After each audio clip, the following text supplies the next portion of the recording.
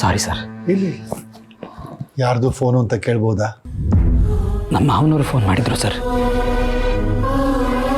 ಅದು ನನ್ನ ಹೆಂಡತಿ ತೀರ್ಕೊಂಡ್ಲಲ್ಲ, ಅಂತ್ಯ ಸಂಸ್ಕಾರ ಮಾಡಬೇಕು, ತಿಥಿ ಮಾಡಬೇಕು ಅಂತ ಕೇಳ್ತಾ ಇದ್ದಾರೆ. ಆದರೆ ಯಾಕೋ ನನ್ನ ಮನಸ್ಸು ಒಪ್ತಾನೇ ಇಲ್ಲ ಸರ್. ನಿಮಗಿಷ್ಟ ಇಲ್ಲ ಅಂತ ಶಾಸ್ತ್ರ ಮಾಡೋದನ್ನ ನಿಲ್ಲಿಸಬಾರ್ದು. ನಿಮ್ಮ ಅತ್ತೆ ಮಾವ ಮಾಡ್ತಿರೋದು ಸರಿಯಾಗೇ ಇದೆ. ಪ್ಲೀಸ್ ಒಪ್ಕೊಂಬಿಡಿ.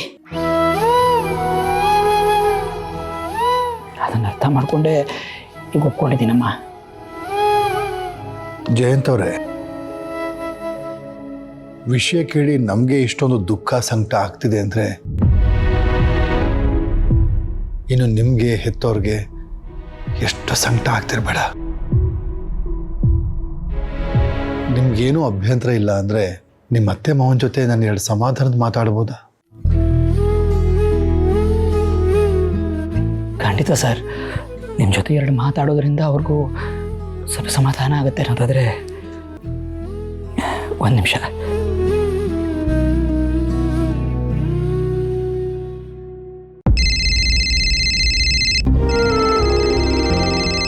ಅಳಿಯಂದ್ರು ಫೋನ್ ಮಾಡಿದ್ದಾರೆ. ಅತ್ತೆ, ಹೇಳಿ ಅಳಿಯಂದ್ರೆ. ನನಗೆ ತುಂಬ ಬೇಕಾದವರೊಬ್ಬರು ಜಾನ್ವಿಯವ್ರ ವಿಷಯ ಅವ್ರ ಹತ್ರ ಹೇಳ್ತಾ ಇದ್ದೆ. ಆಗ ತುಂಬ ಬೇಜಾರು ಮಾಡಿಕೊಂಡ್ರು. ನಿಮ್ಮ ಜೊತೆ 2 ಮಾತಾಡಬೇಕು ಅಂತ ಕೇಳ್ತಿದ್ದಾರೆ. ನಿಮ್ಗೆ ಯಾವುದೇ ಅಭ್ಯಂತರ ಇಲ್ಲದೆ ಹೋದರೆ ಫೋನ್ ಕೊಡ್ಬೋದಾ? ಸರಿ ಅಳಿಯಂದ್ರೆ. ಸರಿ ಅತ್ತೆ, ಒಂದು ನಿಮಿಷ.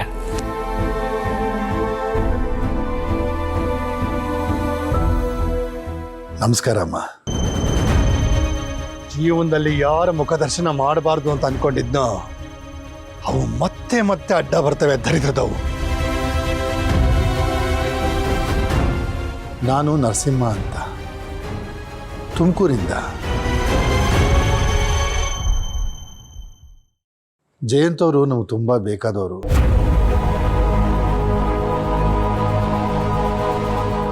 ಅವ್ರ ಹೆಂಡತಿ ಹೆಸರಲ್ಲಿ ನಮ್ಮ ಹತ್ರ ಪ್ರಾಪರ್ಟಿ ಪರ್ಚೇಸ್ ಮಾಡಿದ್ರು. ಬಹಳ ಆಸೆಗಳಿಟ್ಕೊಂಡಿದ್ರು. ವಿಷಯ ಕೇಳಿ ತುಂಬಾ ನೋವಾಯ್ತು ತಾಯಿ.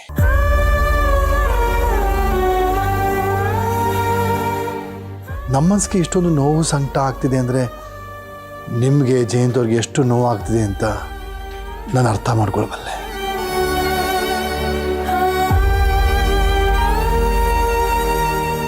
ಆದರೆ ಏನು ಮಾಡೋದಮ್ಮ, ಆ ದೇವ್ರು ಆಡಿಸೋ ಆಟನ ನಾವು ಆಡಲೇಬೇಕು. ಈಗ ಹೋಗಿರೋ ಮಗಳ ಬಗ್ಗೆ ಯೋಚನೆ ಮಾಡೋದು ಬಿಟ್ಟು ನಿಮ್ಮ ಕಣ್ಮುಂದಿರೋ ಮಕ್ಕಳ ಬಗ್ಗೆ, ಅವ್ರ ಭವಿಷ್ಯದ ಬಗ್ಗೆ ಯೋಚನೆ ಮಾಡಿ.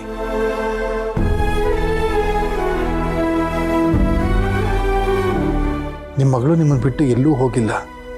ನಿಮ್ಮ ಅಳಿಯನ ರೂಪದಲ್ಲಿ ನಿಮ್ಮ ಜೊತೆಲೇ ಇರ್ತಾಳೆ.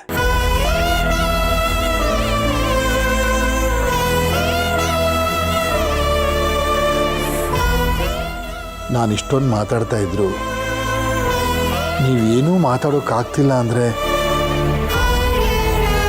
ನಿಮ್ಗಾಗ್ತಿರೋ ನೋವು ನನಗೆ ಅರ್ಥ ಆಗ್ತಾ ಇದೆ.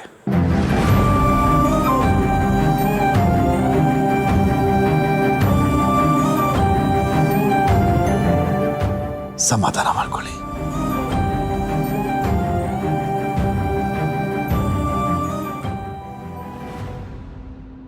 ಸರಿ ಅಣ್ಣ.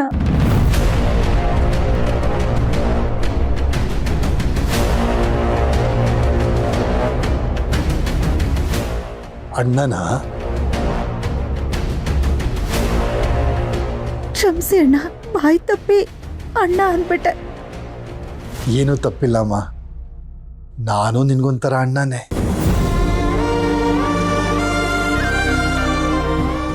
ಬಹಳ ವರ್ಷಗಳ ಹಿಂದೆ ಒಬ್ಬರು ನನ್ನನ್ನು ಹೀಗೆ ಕರಿತಾ ಇದ್ರು. ಅದು ನೆನಪಾಯ್ತು ಅಷ್ಟೆ. ರೀ, ನನ್ನ ಹೆಂಡತಿ ಲಲಿತಾ ಅಂತ ನಿಮ್ಮ ಜೊತೆ ಮಾತಾಡ್ತಾಳಂತೆ.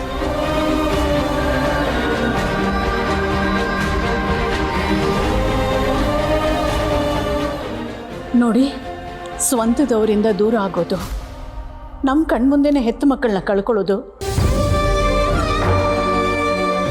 ಇದರಿಂದ ಮನಸ್ಸಿಗೆ ಎಷ್ಟು ನೋವಾಗುತ್ತೆ ಅಂತ ನನಗೆ ಚೆನ್ನಾಗಿ ಗೊತ್ತಿದೆ.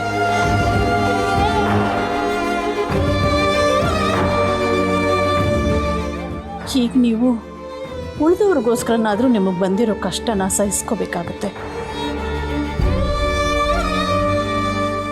ಧೈರ್ಯ ತಂದ್ಕೊಳ್ಳಿಮ್ಮ.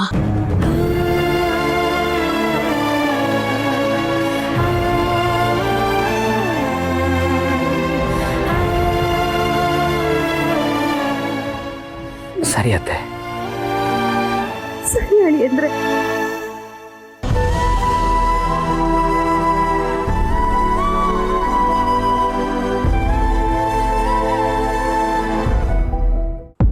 ಕೂತ್ಕೊಳ್ಳಿ.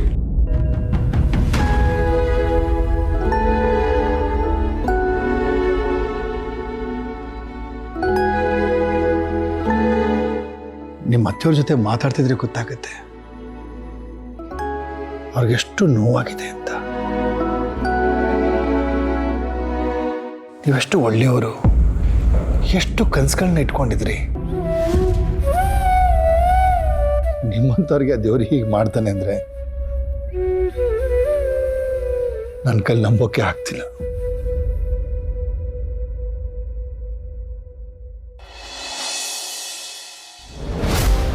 ಸರ್, ಬಂದಾಗಲಿಂದ ನಾನು ಯಾಕೆ ಇಲ್ಲಿಗೆ ಬಂದಿದ್ದೀನಿ ಅನ್ನೋ ವಿಷಯ ಪ್ರಸ್ತಾಪ ಮಾಡೋದು ಬಿಟ್ಟು ಏನೇನೋ ಮಾತಾಡ್ಬಿಟ್ಟೆ, ಕ್ಷಮಿಸಿ. ಈಗ ನನ್ನ ಜಾನ್ವಿಯವ್ರು ಖುಷಿಯಾಗಿರಬೇಕು ಅನ್ನೋದಾದರೆ ಅವ್ರ ಹೆಸರಲ್ಲಿ ನಾನು ಕಟ್ಟಬೇಕು ಅಂತಿದ್ದು IT ಪಾರ್ಕಿನ ಕನಸು ನನ್ಸಾಗಬೇಕು.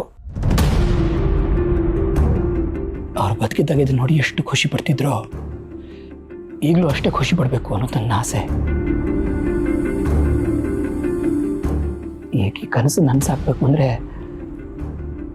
ನೀವು ಒಪ್ಪಿಗೆ ಕೊಡಬೇಕು ಸರ್. ಖಂಡಿತ ಮಾಡೋಣ ಜಯಂತ್ ಅವರೇ. ಆದರೆ ಯಾವಾಗಲೂ ನಿಮ್ಮ ಮನಸ್ಸನ್ನು ಇಷ್ಟೇ ದೃಢವಾಗಿಟ್ಕೊಳ್ಳಿ. ಜೊತೆಗಿರದ ಜೀವ ಎಂದೆಂದಿಗೂ ಜೀವಂತ ಅಂತ ತಿಳಿದವ್ರು ಹೇಳ್ತಾರೆ. ಹಾಗೆ ನಿಮ್ಮ ಹೆಂಡತಿ ಪ್ರೀತಿ ನೆನಪುಗಳು ಯಾವತ್ತೂ ನಿಮ್ಮ ಜೊತೆ ಹಸಿರಾಗಿರುತ್ತೆ. ಸರಿಯಾಗಿ ಹೇಳಿದ್ರಿ ಸರ್. ಅದೇ ನಂಬಿಕೆ ಮೇಲೆ ಬದುಕ್ತಾ ಇದ್ದೀನಿ ಈಗ. ನೀವು ಒಪ್ಪಿಗೆ ಕೊಟ್ಟಿದ್ದು ತುಂಬ ಸಂತೋಷ ಆಯಿತು ಸರ್.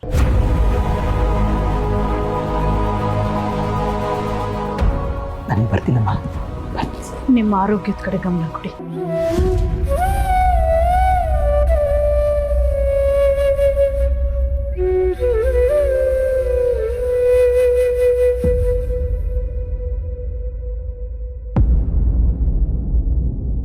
ಲಲಿತಾ, ಈ ಹುಡುಗನ ನೋಡ್ತಾ ಇದ್ರೆ ಒಳ್ಳೆಯವ್ರಿಗೆ ಕಾಲ ಇಲ್ಲ ಅಂತ ಅನ್ಸುತ್ತೆ. ಅಷ್ಟು ಪ್ರೀತಿ ಮಾಡ್ತಿದ್ದ ಹೆಂಡತಿನ ಕಳ್ಕೊಂಡು ಇಷ್ಟು ಚಿಕ್ಕ ವಯಸ್ಸಲ್ಲಿ ಹೇಗೆ ನಿಭಾಯಿಸ್ತಾನೆ ಅಂತ.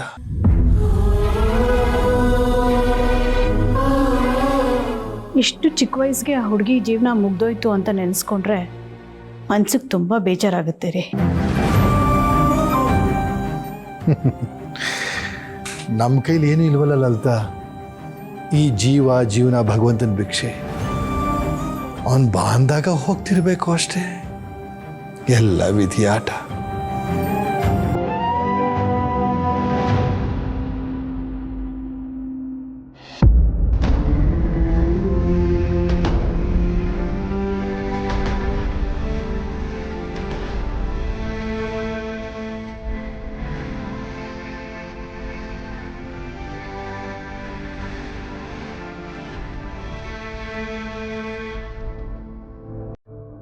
ಇದನ್ನೆಲ್ಲ ದಿನ ಕೊಟ್ಟು ಪ್ರಪೋಸ್ ಮಾಡಬೇಕು ಅಂತ ಎಷ್ಟು ಪ್ರಯತ್ನ ಪಟ್ಟೆ, ಆಗಲೇ ಇಲ್ಲ. ನನ್ನ ಜಾನು ಸತ್ತಿಲ್ಲ. ಅವಳನ್ನ ನನ್ನ ಆಟ ಆಡಿಸ್ಬೇಕು ಅಂತ ಹಿಂಗೆಲ್ಲ ಮಾಡ್ತಿದ್ದಾಳೆ. ನನ್ನ ಜಾನು ಸತ್ತಿಲ್ಲ. ಜಾನು, ನಿನ್ ನಗು, ನಿನ್ ಮಾತುಗಳನ್ನೆಲ್ಲ ಹಿಂಗ್ ಬರೆಯಕ್ಕಾಗತ್ತೆ ಜಾನು? ಇಂಥ ನಿರ್ಧಾರ ತಗೊಳ್ಳೋ ಮುಂಚೆ ಒಂದ್ಸಲಿ ನಾನು ನಿನಗೆ ನೆನಪಾಗ್ಲಿಲ್ವಾ? ಎಲ್ಲೋ ದೂರದಲ್ಲಿ ನೆಮ್ಮದಿಯಾಗಿರ್ತೀಯ ಅಂತ ಅನ್ಕೊಂಡ್ರೆ ಸಿಗದೆ ಇರೋಷ್ಟು ದೂರಕ್ಕೆ ಹೋಗ್ಬಿಟ್ಟಲ್ಲ ಜಾನು.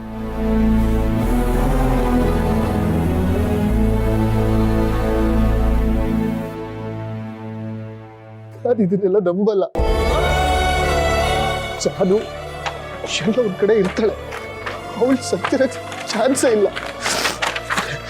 ಅವಳು ನನ್ನ ಆಟ ಆಡಿಸ್ಬೇಕು, ನನ್ನ ಗೂಬೆ ಮಾಡ್ಬೇಕು ಅಂತ ಈಗೆಲ್ಲ ಮಾಡ್ತಿದ್ದಾಳೆ. ಜಾನು ಬದುಕಿರ್ತಾಳೆ. ಜಾನು ಸತ್ತಿಲ್ಲ.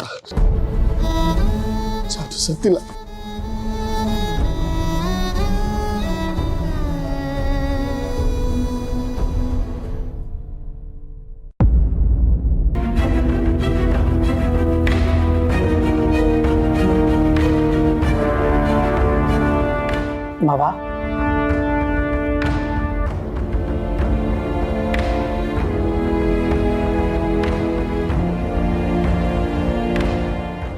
ಅಳಿಯಂದ್ರೆ ಕೂತ್ಕೊಳ್ಳಿ. ವೀಣಾ, ಅಳಿಯಂದ್ರೆ ಬಂದಿರೋ ಸ್ವಲ್ಪ ಕಾಫಿ ಮಾಡ್ಕೊಂಬಮ್ಮ. ಬೇಡ ಮಾವ, ಕೂತ್ಕೊಳ್ಳಿ. ಬಂದೆ.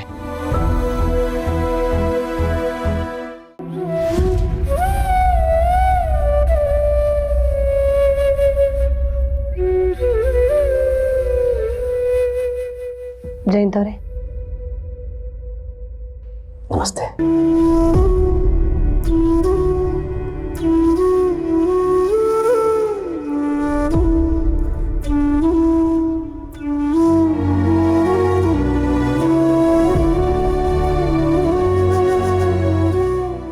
ಅಳಿಯಂದ್ರೆ, ನಾನು ಫೋನಲ್ಲಿ ತಿಳಿಸಿದ ಹಾಗೆ ಜಾನು ತಿಥಿ ಕಾರ್ಯನ 11ನೇ ದಿನ ಇಟ್ಕೋಬಹುದು ಅಂತ ಶಾಸ್ತ್ರಿಗಳು ಹೇಳಿದ್ದಾರೆ. ಕಾರ್ಡನ್ನು ಪ್ರಿಂಟ್ ಮಾಡಿಸಿ ನಾವಾಗಲೇ ಸಂಬಂಧಿಕರಿಗೆ ಕೊಡೋದಕ್ಕೆ ಶುರು ಮಾಡಿದ್ದೀವಿ. ಇದು ನಿಮಗೆ, ನಿಮ್ಮ ಕಡೆಯವ್ರಿಗೆ ಯಾರ್ಯಾರನ್ನ ಕರಿಬೇಕು ದಯವಿಟ್ಟು ಕರೀರಿ.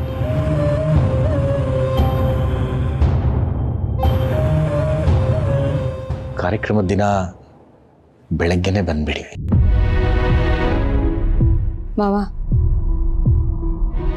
ಅತ್ತೆ ಹೇಳ್ತಾ ಇದ್ರು ಸಾಧ್ಯ ಆದರೆ ಹಿಂದಿನ ದಿನನೇ ಜಯಂತ್ ಅವ್ರಿಗೆ ಬರೋದಕ್ಕೆ ಹೇಳಬೇಕು ಅಂತ.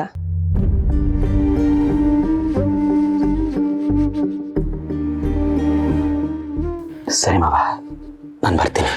ಇದೇನಿದು ಹೀಗೆ ಬಂದು ಹೀಗೆ ಹೋಗ್ತಾ ಇದ್ದೀರಾ? ಸ್ವಲ್ಪ ಹೊತ್ತಿದ್ದು ಊಟ ಮಾಡ್ಕೊಂಡು ಹೋಗಿ. ಇಲ್ಲ ಮಾವ, ನನ್ನ ಊಟ ಆಯಿತು.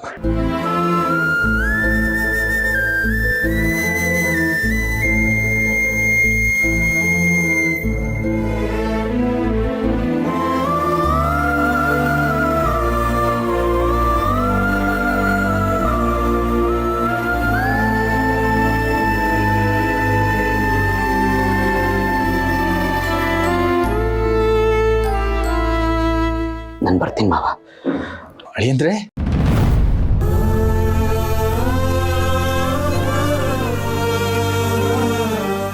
ಪಾಪ ಜಯಂತ್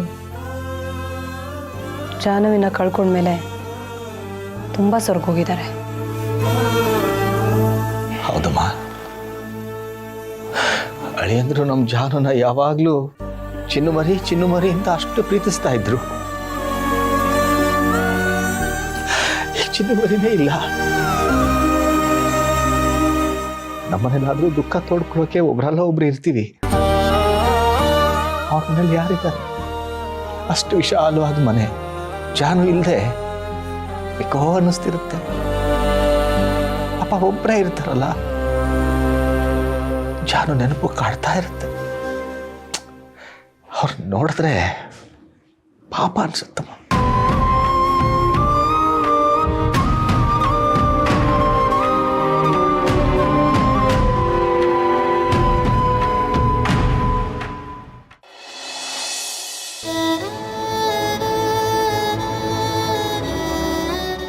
ವಿಶ್ವ,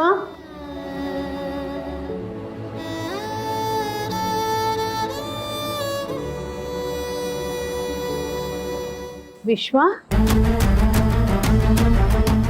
ಯಾಕೋ ಏನಾಯ್ತು? ಯಾಕೆ ಹೇಳ್ತಾ ಇದೀಯಾ? ಯಾಕಪ್ಪ, ಏನಾಯ್ತು? ಏನಾಯ್ತು ಪುಟ್ಟ? ಯಾಕೆ ಅಳ್ತಾ ಇದೀಯಾ? ಯಾಕೆ ಅಳ್ತಾ ಇದೀಯಾ? ನೀನ್ ಏನು ಅಂತ ಹೇಳ್ದಿರಾ ಅಳ್ತಾ ಇದ್ರೆ ನಾನು ಏನ್ ತಿಳ್ಕೊಬೇಕು? ಅಲ್ಲಿ ನೋಡಿದ್ರೆ ಜಯಂತ್ ಅವ್ರ ಹೆಂಡತಿ ತೀರೋದ್ರು ಅಂದಾಗಿಂದ ನನಗೆ ಎಷ್ಟು ದುಃಖ ಆಗ್ತಿದೆ ಗೊತ್ತಾ? ಈಗ ನೋಡಿದ್ರೆ ನೀನ್ ಅಳ್ತಾ ಇದ್ಯಾ. ಯಾಕೆ ಪುಟ್ಟ ಅಳ್ತಾ ಇದ್ಯಾ? ಏನಾಯ್ತು ನಿನಗೆ? ಏನಂತ ಹೇಳಮ್ಮ, ಜಯಂತ್ ಅವ್ರ ಹೆಂಡ್ತಿನೇ ಜಾನು ಅಂತ ಹೇಗೆ ಹೇಳಿ? ನನ್ನಿಂದ ಆಗಲ್ಲಮ್ಮ. ನೀನ್ ಯಾಕೆ ಅಳ್ತಾ ಇದ್ಯಾ ಅಂತ ನನಗೆ ಗೊತ್ತು ಮಗನೆ. ಜಾನು ನೆನಪಾಗಿರ್ಬೇಕು ಅಲ್ವಾ? ಅವಳು ನಿನ್ನನ್ನು ಬಿಟ್ಟು ಬೇರೆಯವ್ರನ್ನ ಮದುವೆ ಆದಾಗ್ಲೂ ನೀನ್ ಹೀಗೆ ಅಳ್ತಾ ಇದ್ದೆ. ಈಗ ಅವಳು ಗಂಡನ ಜೊತೆ ಸುಖವಾಗಿದ್ದಾಳಲ್ವಾ? ಮತ್ಯಾಕೆ ಅವಳು ನೆನ್ಪು ಬರ್ತಾ ಇದೆ ನಿನ್ಗೆ? ಇಲ್ಲಮ್ಮ, ಅವಳು ಸುಖವಾಗಿಲ್ಲ. ಅವಳಿ ಪ್ರಪಂಚದಿಂದನೇ ದೂರ ಹೋಗ್ತಿದ್ದಾಳೆ. ಇನ್ನವಳು ನಂಗೆ ಸಿಗಲ್ಲಮ್ಮ. ನೋಡು ವಿಶ್ವ, ಅವಳು ಎಲ್ಲಿದ್ರು ಚೆನ್ನಾಗಿರ್ಬೇಕು ಅಂತ ಹಾರೈಸ್ಬೇಕು. ಅದನ್ ಬಿಟ್ಟು ಈ ರೀತಿ ಅವಳು ನೆನೆಸ್ಕೊಂಡು ಅಳಬಾರ್ದು ಮಗನೆ. ಪ್ರೀತಿ ಪಡ್ಕೊಳ್ಳೋದು ಅದೃಷ್ಟ ಅಲ್ಲ ಕಣೋ. ಪ್ರೀತಿಸಿದವರು ನಮಗ್ ಸಿಗದೆ ಹೋದ್ರು ಅವ್ರು ಎಲ್ಲೇ ಇದ್ರು ಚೆನ್ನಾಗಿರ್ಲಿ ಅಂತ ಹಾರೈಸ್ತೀವಲ್ಲ, ಅದೇ ನಮ್ ದೊಡ್ಡತನ ಕಣೋ. ಹೀಗ್ ನೋಡು, ಬಾಳಿ ಬದುಕಬೇಕಾಗಿರೋ ವಯಸ್ಸು ಜಯಂತ್ ಅವ್ರದ್ದು. ಹೆಂಡತಿನ ಕಳ್ಕೊಂಡು ಅವ್ರೆಷ್ಟು ದುಃಖ ಅನುಭವಿಸ್ತಾ ಇದ್ದಾರೆ. ಆದ್ರೂ ಹೆಂಡತಿ ಹೆಸರಿನಲ್ಲಿ ಸ್ಮಾರ್ಟ್ ಸಿಟಿ ಮಾಡ್ಬೇಕು ಅಂತ ಹೊರಟಿದ್ದಾರೆ. ಇದರಿಂದ ಅವ್ರು ಸತ್ತಿರೋ ಹೆಂಡತಿ ಮನ್ಸಿಗೂ ಶಾಂತಿ ಸಿಗುತ್ತೆ. ಏನೇ ಬಂದ್ರು ಅದನ್ನ ಎದುರಿಸ್ಬೇಕು ಪುಟ. ನನ್ನಿಂದ ಆಗ್ತಿಲ್ಲಮ್ಮ. ಜಾನು ಬರೆಯೋದು ಅಷ್ಟು ಸುಲಭ ಅಲ್ಲ. ಈಗ ಹೇಳಿದ್ರೆ ಹೇಗಪ್ಪ?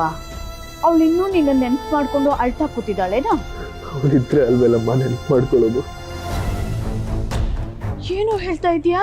ಜಾನು ಸತ್ತಿದ್ದಾಳೆ ಅನ್ನೋ ವಿಷಯ ಹೇಳಿದ್ರೆ ಜಾನು ಜಯಂತ್ ಅವ್ರ ಹೆಂಡತಿ ಅನ್ನೋದು ಗೊತ್ತಾಗ್ಬಿಡುತ್ತೆ. ಈ ಸತ್ಯ ನನ್ನ ಹತ್ರನೇ ಇರ್ಲಿ. ಆಗಲ್ಲಮ್ಮ, ನಾನು ನನ್ನ ಪ್ರೀತಿನ ಜಾನು ಹತ್ರ ಹೇಳ್ಕೊಂಡೇ ಇಲ್ಲ ಅಂದಮೇಲೆ ಅವಳೇ ನೆನ್ಪು ಮಾಡ್ಕೋತಾಳೆ ಅಂತ ಹೇಳ್ದೆ. ಹೌದಲ್ವಾ? ಹಾಗೆ ನೀನು ಕಳೆದೋಗಿರೋ ಪ್ರೀತಿ ಬಗ್ಗೆ ಯೋಚನೆ ಮಾಡೋದ್ ಬಿಟ್ಟು ಖುಷಿಯಾಗಿರೋಂತ ಕಲ್ತ್ಕೊಳ್ಳೋ. ನೀನ್ ಹೀಗಿದ್ರೆ ನಮ್ಮ ಜೀವ ತಡೆಯುತ್ತೇನೋ? ನಿನ್ನ ಈ ಪರಿಸ್ಥಿತಿಲಿ ನೋಡೋಕ್ಕಾಗಲ್ಲ ಮಗನೆ. ಇಲ್ಲಮ್ಮ, ಇನ್ಮೇಲೆ ನಾನು ನಗ್ನಾಗ್ತಾ ಇದ್ದೀನಿ. ಜಾನು ನನ್ನ ಜೊತೆ ಇದ್ದಾಗಲೂ ಇದನ್ನೇ ಹೇಳ್ತಿದ್ಲು.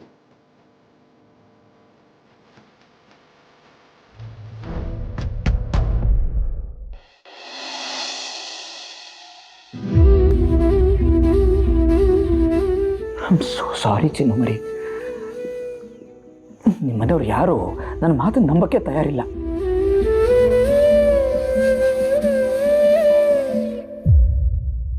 ಜಯಂತ್,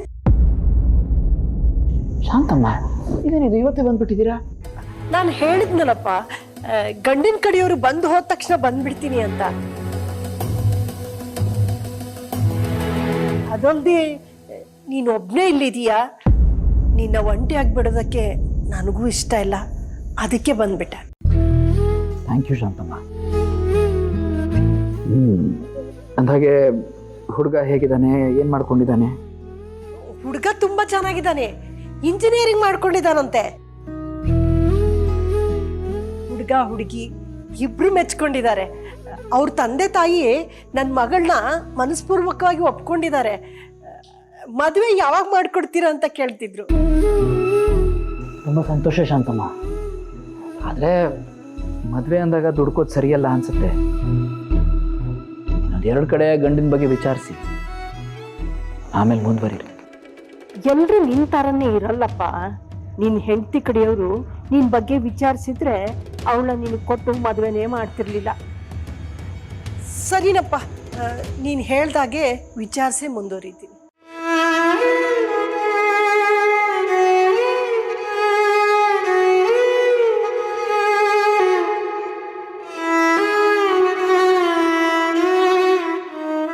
ಜಯಂತ್, ಯಾಕಪ್ಪ, ಏನಾಯ್ತು?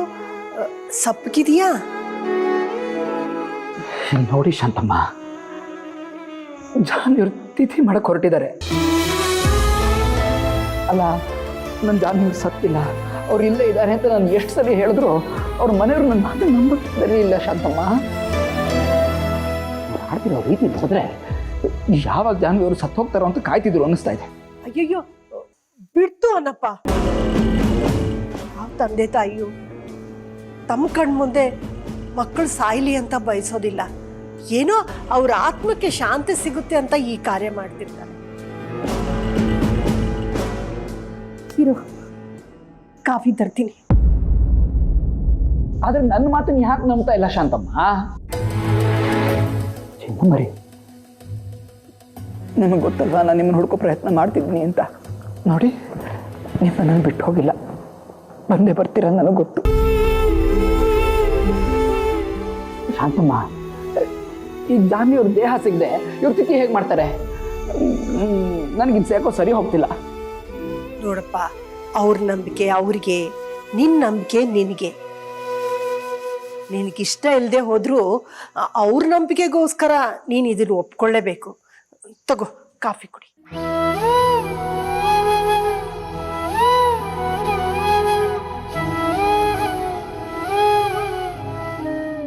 ಕಾಫಿ ಚೆನ್ನಾಗಿದೆ ಶಾಂತಮ್ಮ.